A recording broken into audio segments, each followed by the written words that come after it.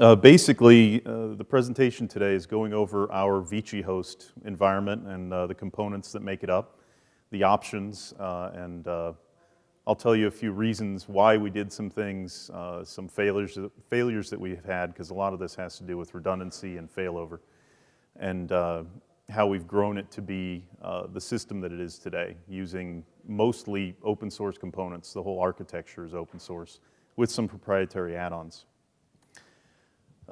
We actually did start with a business plan, believe it or not, and of course that evolved over time, but we determined that we had to have a scalable architecture, something that could scale up to a large size with multiple co-hosted facilities in the picture.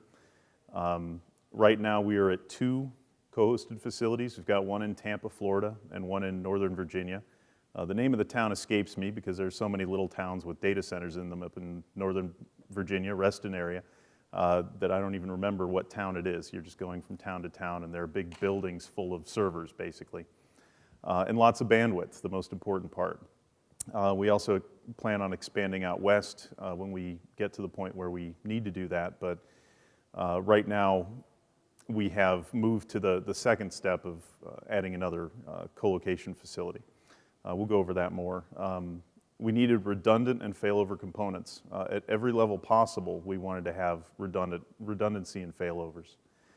Our target call center customer was 5 seats and higher.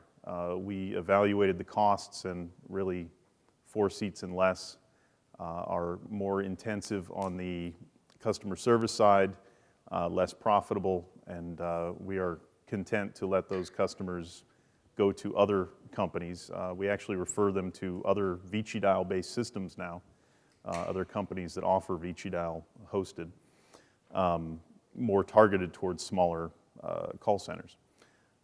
Dedicated telephony hardware per client. We decided that would be important as kind of a premium service.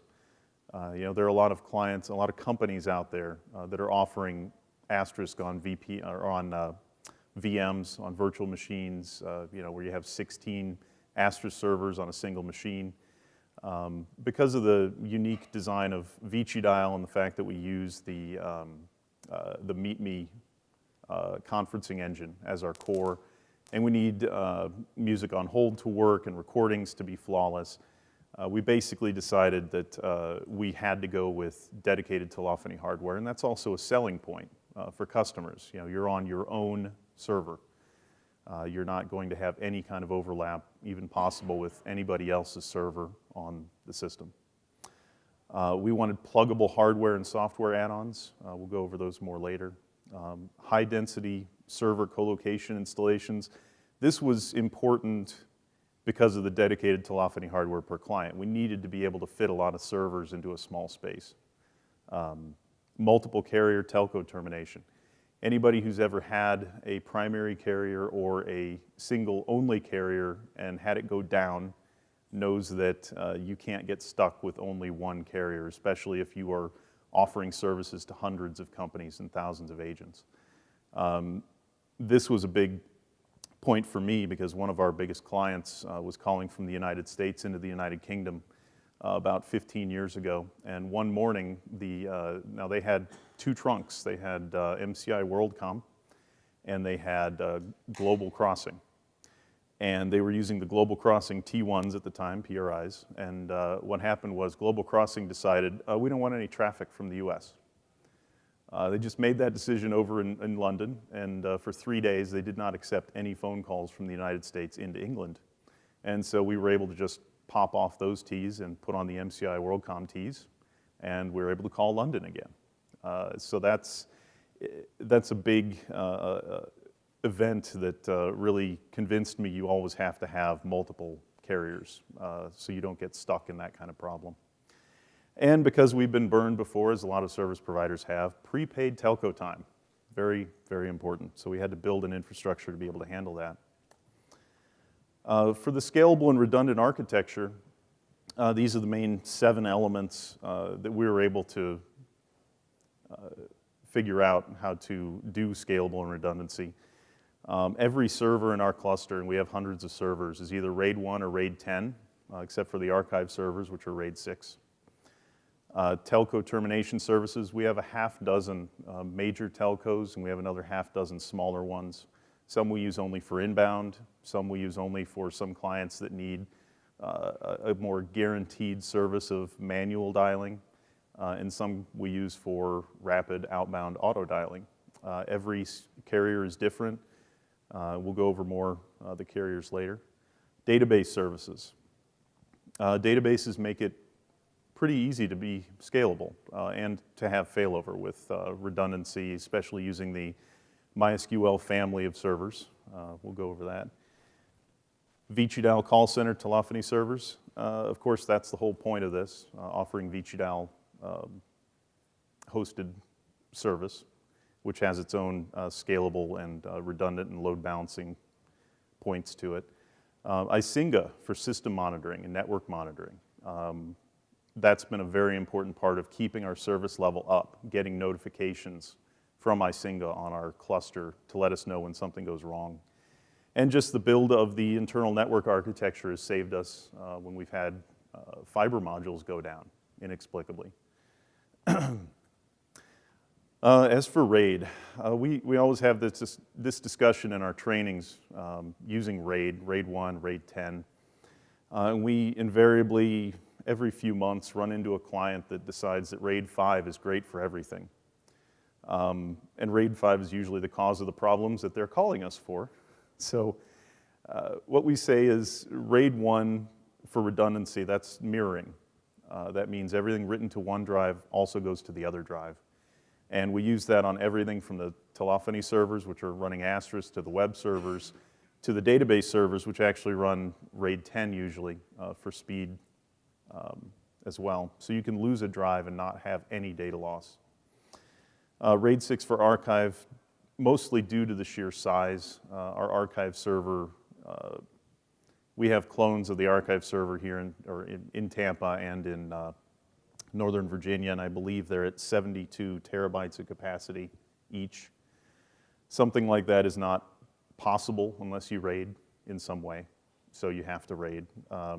When a drive fails, and of course they do fail, it takes a very long time to replicate, but we do have multiple hot spares in these. That's kind of essential when you're talking a 24 drive array.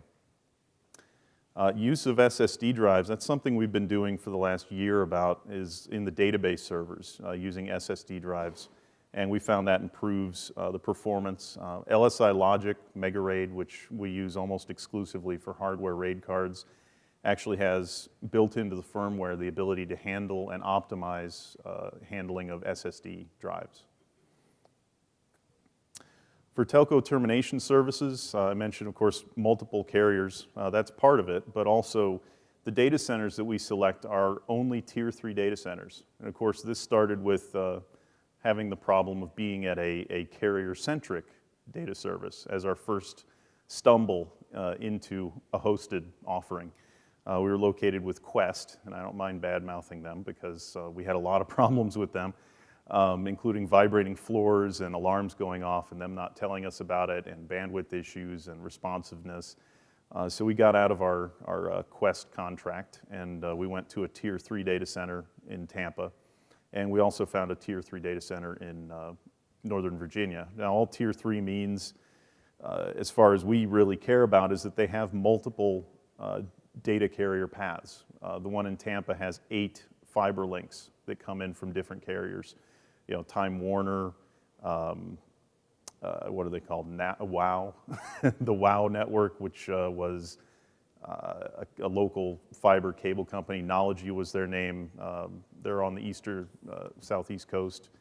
Of course, Level 3 and several others. And so if there's any problem with any given data carrier, you can always switch to another path. And that's helped us several times. I can't even count how many times somebody in Time Warner's data center has misrouted traffic, and then we have to end up switching all of our Time Warner clients over to some kind of Plan B option for the afternoon. We also use OpenSIPs, which they've got a booth out there in the expo hall for just pure SIP call routing, inbound and outbound. Also, all of our billing is done through OpenSIPs and using local databases. The OpenSIP servers operate independently of the and they have local databases that sync to a central database. So if anything happens to the central database, if it gets locked up, if it goes down, we can still have those independent ones routing calls in and out without interruption. If any of the OpenSIP servers go down, all of the Asterisk servers in the telephony of our infrastructure are pointed towards multiple OpenSIP servers. They all go to at least 3 of them. And so if any one OpenSIP server goes down, we always have that covered as well, and again, no service interruptions. We did have a major issue with our back-end CDR server that took all of these records in, and we weren't able to update customer balances for about 24 hours, but that did not prevent anybody from placing phone calls. So again, I take that as a success of the system. Even though we had a major failure, we didn't have any problems in terms of a service interruption. OpenSIPs, because it doesn't handle media, can route thousands of concurrent calls per minute, and using a local database keeps that all going very fast. Oops. Let's see, database services. MySQL everywhere, or more recently, we've been switching to MariaDB because we've had issues with MySQL 5.5 randomly locking up. And we take out MySQL 5.5 and we drop in MariaDB 5.5 and the lockups stop. So that's kind of been our deciding factor in moving to MariaDB.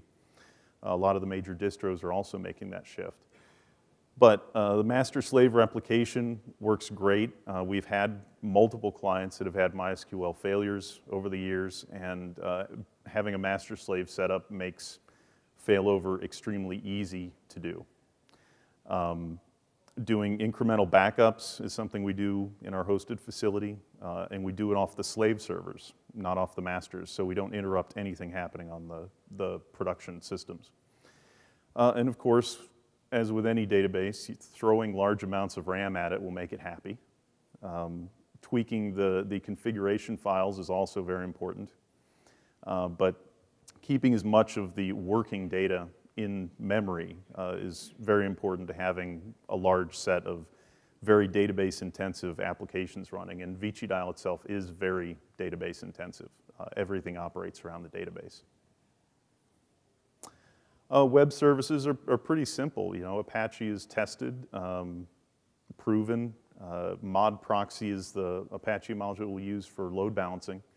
It works extremely well. With Vicidial's web interface, we don't need to have session stickiness, so you don't have to have one agent going to the same web server once they've gone to it once. So we don't have to bother with setting that up. That makes it more efficient as well. Vicidial itself, as I mentioned, with the hardware, dedicated hardware per client, each client has their own instance of Vicidial. Although we do use shared databases and shared web servers, at least for our smaller clients. And that's to get more out of the telephony hardware. Vicidial, of course, is multi-server capable. The largest cluster we've ever set up is 26 Asterisk servers, all talking to each other, all with agents and phone calls going on them. Everything load balances across the cluster because of the MySQL backend. That's the single linking unit that ties them all together. You can do inbound and outbound call load balancing. We added a feature a few years ago to do agent phone load balancing. So if you have 100 agents and you have 3 Vicidial Asterisk servers, as each agent logs in, they'll get assigned to the server with the least number of agents on it. We'd been operating on Asterisk 1.4 for several years, and earlier this year we started deploying Asterisk 1.8, which we found to be very stable. Doesn't crash. It actually seems to have better SIP reliability in dealing with some carriers. So we've been pretty happy with how Asterisk 1.8 has been working. You won't hear me talking about Asterisk 12 for probably another couple years, if ever. We tend to focus on the long-term releases. We completely ignored Asterisk 1.6. We'll probably completely ignore Asterisk 10. We'll move to 11 maybe in a year or two, once the developers have moved out of the branch and stopped causing trouble. Asterisk 1.4 wasn't stable until about 1.4.18. It took a couple of years before it was to the state where we could use it reliably. Isinga is great. This is a list of the things that we monitor with Isinga: server accessibility, network integrity, system load, Asterisk live channels. We just wrote a little module to do that. Web connectivity and MySQL connectivity and slave replication integrity. You can have it warn you if the slave is X number of seconds off or greater. And it sends warnings through email and control panel. We tested for a while using phones, actually having phone warnings, but that became quite annoying in some cases, so we stopped. Email and control panel was enough. On the internal network, we use all Hewlett-Packard ProCurve switching, from the high-end stuff down to the sub-switches. We have dual 10 gigabit connections at each of our data centers that then go down into the second level switches. And we use bridged connections so that if any one module goes out or any connections go out, then we don't have any data loss. And we actually had a module go bad just a couple of months ago. This is kind of a simplistic call path diagram. You see the huge stack of Astra servers on the right-hand side, and then the lower right corner, you've got the agents with VoIP soft phones. This is sort of a call path, inbound and outbound diagram showing how the OpenSIPs fits into it. We also offer, although not many clients use it, CPA gateways you'll see in there. That's call progress analysis, and I'll go over that in a minute. But that's a way to have a proxy sitting in between. There are a few other SIP proxies out there that some of our clients use, like our premises client. There's one that has, can't remember the name of it, but it actually offers noise canceling. As part of the SIP proxy, it actually analyzes the stream and takes noise out. But we don't use that inside of our hosted environment. But we could plug it in if one of our clients requested it. Dedicated telephony hardware. We determined a problem with many hosted multi-tenant call centers was control of resource allocation. This came out of getting a few clients from 5.9s who had grown and been switched from server to server to server to server to server as they were growing and had issues when they got to the capacities they were promised because they use everything shared at a company like that. And a lot of clients do, or a lot of hosted companies do. So we decided that everything we were going to do was going to use dedicated telephony hardware. So we had to figure out how to do that. Even if it cost more, we wanted to guarantee the quality of the processes and the resources on that telephony machine that they were leasing from us. Poor audio quality and reduced total capacity of hardware if you use virtual machines. That's another thing. With Vicidial, we test capacity and we push machines to the edge. We have very high load machines. When you're doing heavy outbound predictive dialing, you can get very high loads on a system. And I'm talking, 100,000, 150,000 phone calls per server per day. One of our largest single client clusters does up to 1.5 million phone calls a day. And yes, they're in debt collection. But that's why they need to make so many phone calls. They have up to 10 phone numbers per client of theirs, and that's why they need to place so many in a single day.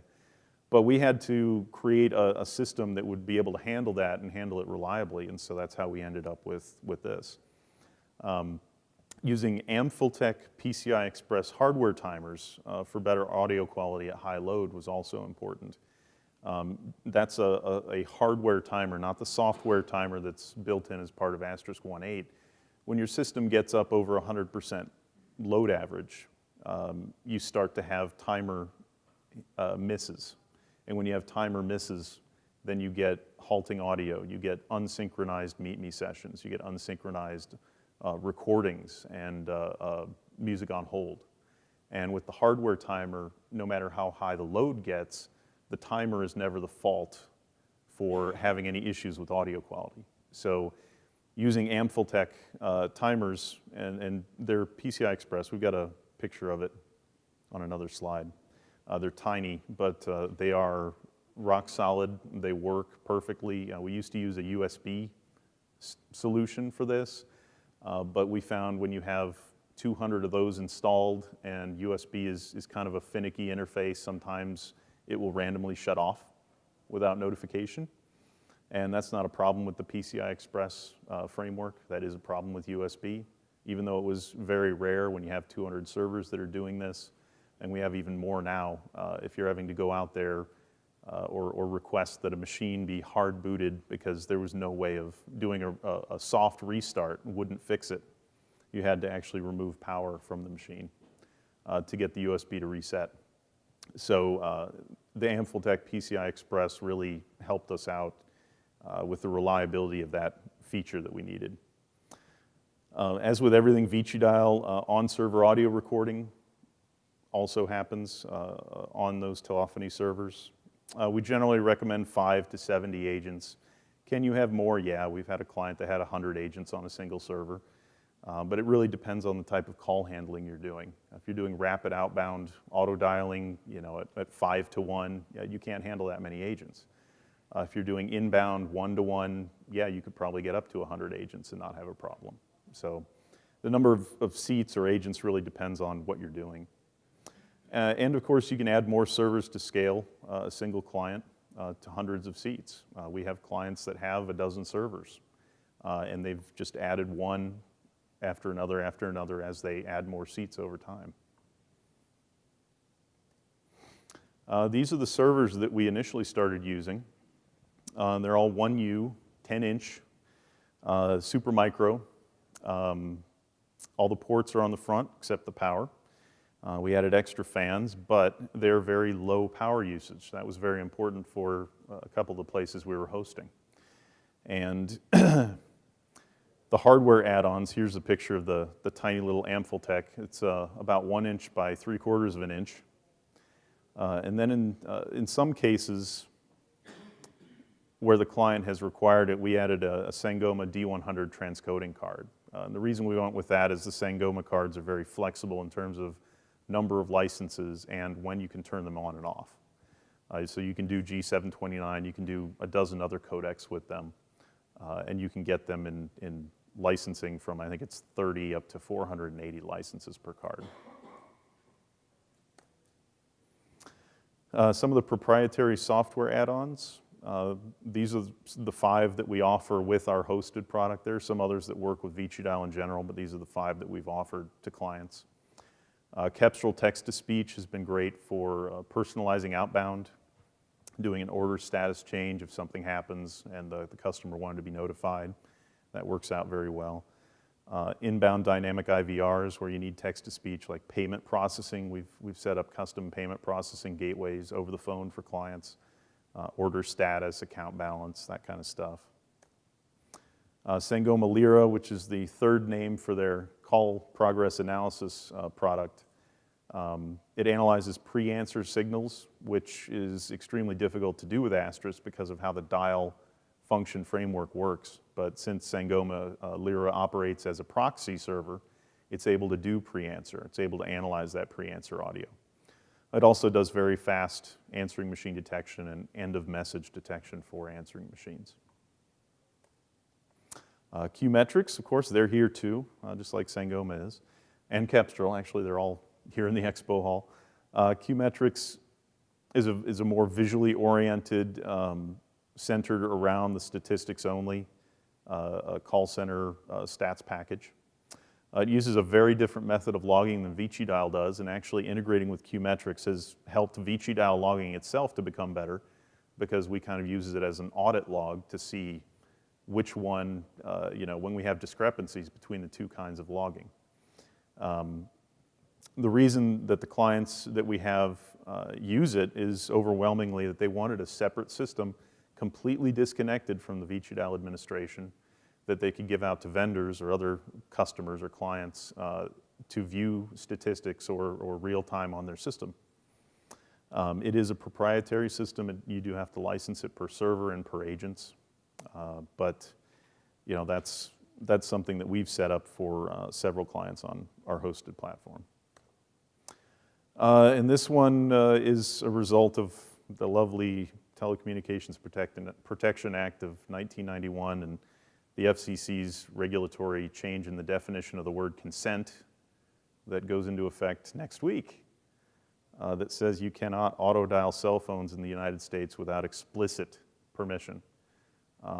That removes implied permission. That means implied permission is customer calls me, so I can call them back on the same number. That's gone. And so I've basically spent the last 2 months figuring out a solution, at least for our hosted platform, as well as offering it to our premises clients to be able to do the daily cell phone number filtering that's required under this law. And it really has a lot of our clients freaked out, but we were able to get a solution in place. It's now part of our platform. It's now part of the open source Vicidial software. The service from dnc.com is a few $100s a month, but the cost of violating this law is $500 per phone call, or $16,000 per phone call if the FCC decides to fine you. So, and yes, there are lawyers already salivating over prosecuting people for this. So that's why we added this as a feature.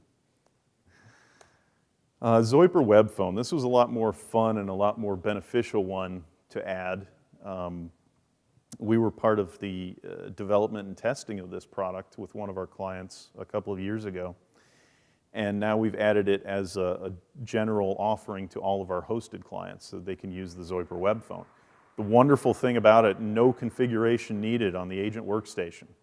That means you don't have to explain to an at-home agent what a SIP proxy is. They just need to log in and bam, up pops their soft phone. It can be embedded inside of the Vicidial screen. It can be SIP or EEX protocol. The only downside right now, it's only a Windows agent. And this is an actual picture of an agent logged in with the Zypher Web Phone over on the right side. This is a picture of our colocation facility. These are the servers. Tier 3, this is the facility in Tampa. We actually double rack the 1U servers, meaning we put them on both sides of the rack because they're so narrow or shallow. And we can put 74 servers per rack depending upon the height of the rack. And they're also low power, meaning we usually don't have to overrun the maximum capacity per rack at the colocation facility. This is an illustration of what a side view of our racks looks like. The green are the servers. We've got 4 switches, 2 on each side. We've got managed PDUs. These are the long 6-foot power distribution units where you can remotely turn on and off ports. And the hot air columns in the middle going from the bottom up to take all the hot air out. It's similar in design to how Google designs their racks, although they're a lot more specialized than we are. They have their own manufacturing facilities. We certainly don't. But we found this to work, and we've been able to replicate this, and this does work for us as far as our requirements of having dedicated telephony hardware per customer. We've also been testing the Supermicro blade type platform, which allows higher density than this. And we've only got 1 server currently with, I think it's 8 blades per 3U or 4U, I can't remember exactly. And it seems to be working. We're still working out some of the issues that we found in provisioning them, but that's where we're probably heading for the future. That's a little more of a self-contained, higher density option. Will make it easier for us to get into more data centers because we won't have to double rack. Multiple carrier telco termination. Most carriers do not like high volume or rapid outbound dialing. Don't even ask level 3.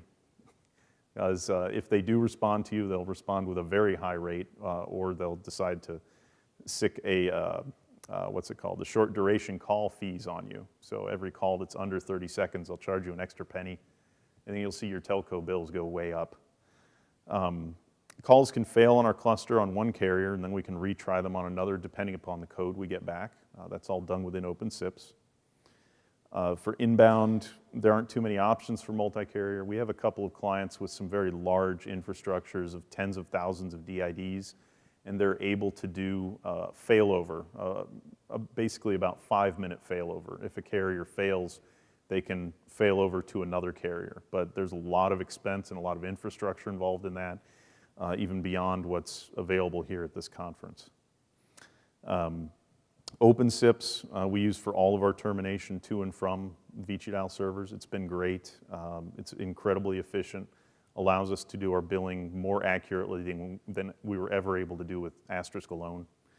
And we would highly recommend using that if you're going to have a very large infrastructure. Prepaid telco, of course, all customers in and outbound calls can be selectively allowed or denied, depending on if they've paid their bill or if they have money left in their account. As I mentioned, logging of the call length is done in OpenSIPs for the best accuracy. Clients have an account on our hosted web portal, allows them to check their balances, add to their balance, download CDRs, see how many calls they placed per day and such. And we can build different rates for inbound, outbound, and international, even different rates within the US for different tiers, like calling Central Iowa, for example, which is a lot more expensive than calling into Atlanta. And that's about it. Anybody have any questions? Oh yeah, question. Here we go. 1 second here. Yes, for your hardware, like the hardware timer, do you share them among multiple virtual machines? Oh, we don't use any virtual machines, period. Oh, so you have a dedicated server for each client? Dedicated server for each client. We have tried using OpenVZ, which is not a true virtual machine, but more of a containerized version of Linux. And we just found the hardware was more expensive for us to use, and it was more complex of a process. And if one piece of hardware failed, you had 4 or 5 or more clients failing. So we decided to go with the platform we ended up going with, not using any virtual machines at all. Okay. Second question I have is, you have multiple Asterisk switches, and if they overflow to each other, do you handle the CDR combining? The CDR is all done in OpenSIPs. Okay. None of the call, we don't really even care about the call logging in Asterisk. All of our testing showed it wasn't as reliable as OpenSIPs was because of various issues inside of Asterisk and when the beginning of the call was, when the answer signal was sent, and when the hang-up occurred, or when it actually logged the hang-up. That was more the problem. And in OpenSIPs, it's instantaneous. So we really kind of removed Asterisk from the equation as far as billing. It's not even a part of it. Cool. Thank you. You're welcome. I thought there was a question over here. Yes. All right. Actually, I have 3 questions, if I can be so presumptuous. The Supermicro model that you're using, do you know which model it is specifically and how many slots it has? We use all Supermicro, and we have about a dozen different models. Oh, okay. The databases are all 1U quad, 4-quad processor, usually 32 gigs of RAM. Some of them have 64. I don't know the models because the models change over time, and we've got several different models. But the databases are 1U. The web servers are typically the same thing as we use for the dialers, and they're 10-inch deep. I think they only have one that's like that, 10 inches deep, 1U with the ports in the front. I don't think they have too many options for that. They usually only maintain one motherboard that's compatible with the ports in front of that size at any given time. Okay. And I think we've moved through 3 different motherboards, and now we're looking at they're more, it's not really a true blade, but it's multiple servers in a single chassis. Right. That's what we're focusing on for the future. Our testing seems good, but we have a few bugs to work out. Okay. But that's, everything is Supermicro. All servers in our entire colo are Supermicro. And I'm not familiar at all with OpenSIPs, and what capacity does it have built in for billing, or is there software that sits on top of that to do the billing? The billing is all MySQL logging, basically. Okay. And OpenSIPs is simply a signaling engine for SIP. You know, call comes in, go there. Call comes in, go there. Call goes out, send it there. Code comes back, do this with it. It's all, you set the rules and you can design it so that it works with a local MySQL database to know what to do when a certain rule happens. And you can build in rate decking, you can build in, you know, different prefix rates. It's a very flexible platform. There's a pretty steep barrier to entry. And Flavio over in the OpenSIPs booth, he actually wrote the book on OpenSIPs. And I've read it and I was still confused after reading it, but once he got our system set up, it was easier to understand how it worked. And we've worked with a couple other OpenSIPs consultants.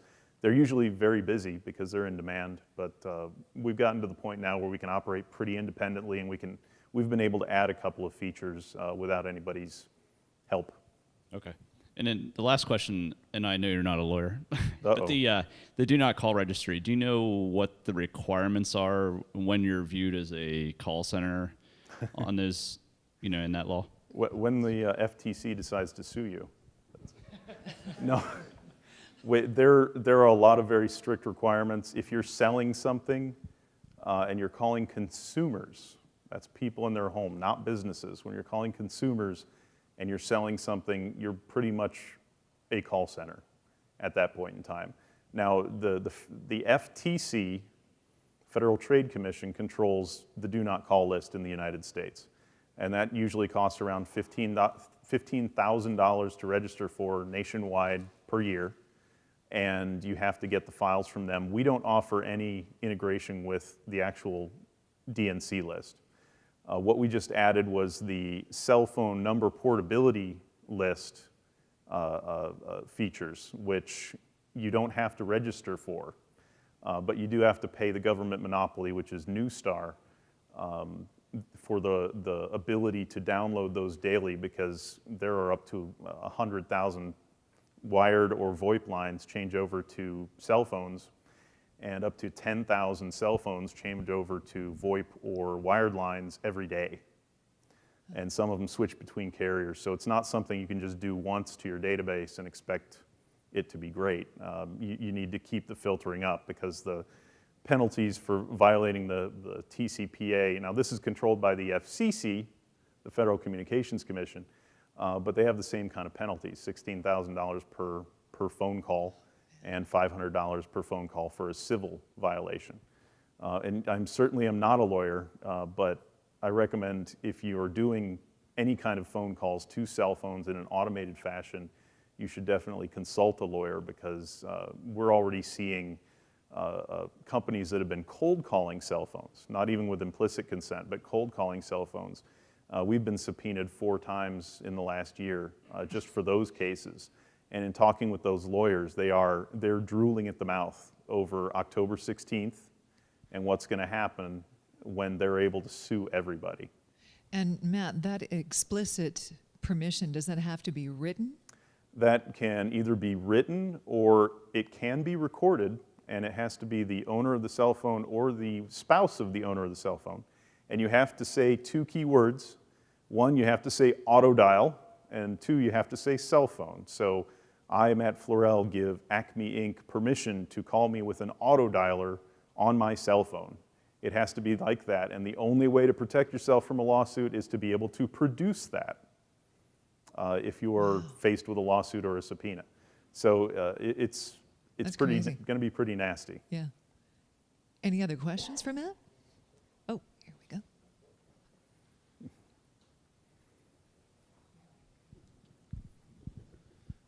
Thank you, Matt. You already answered on this question, partially about virtualization.